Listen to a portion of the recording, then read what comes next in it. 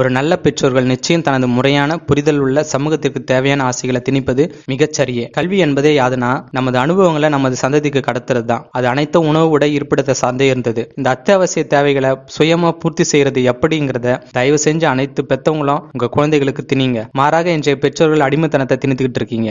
நாம் சமூகத்தில் பட்ட மான அவமானங்களை தன் பிள்ளைகள் அனுபவிக்க கூடாதுங்கிற முறையில தான் பிள்ளைய வழிநடத்துறது, அதாவது நம்ம ஆசையை திணிக்கிறது ரொம்ப சரி. உதாரணத்துக்கு சொல்லணும்னா அசுரன் படத்துல கிளைமேக்ஸ்ல சிவசாமி சிதம்பரம் கிட்ட நம்ம கிட்ட இருக்க எல்லாத்தையும் புடுங்கிக்கிடுவானுங்க, ஆனா படிப்பு மட்டும் புடுங்க முடியாது, நல்லா படி சிதம்பரம்னு சொல்லுவாரு. நல்லா படிங்கிற வார்த்தை ஒரு IAS IPS ஆக கூட அங்க அர்த்தமாகலாம். ஐயோ, சிவசாமி தன்னோட மகனை அதப்படி இதப்படின்னு திணிக்கிறாருன்னு சொல்ல முடியுமா? அந்த நேரத்துல சிதம்பரம் முடியாது, நான் பைக் எடுத்துக்கிட்டு லடாக் தான் போவேன்னு சொன்னா சரியா வருமா? அவர் பட்ட கஷ்டத்துக்கு ஒரு சரியான வழியை காட்டும் தந்தையா தான் பார்க்கணும். இதே போல பல தந்தைகள் வாழ்ந்து கொண்டுதான் இருக்காங்க. சில நேரங்கள்ல சிலது சரி, சில நேரங்கள்ல தவறு அப்படிங்கிற புரிதலை வளர்த்து கொள்ள முயற்சி செய்யுங்க.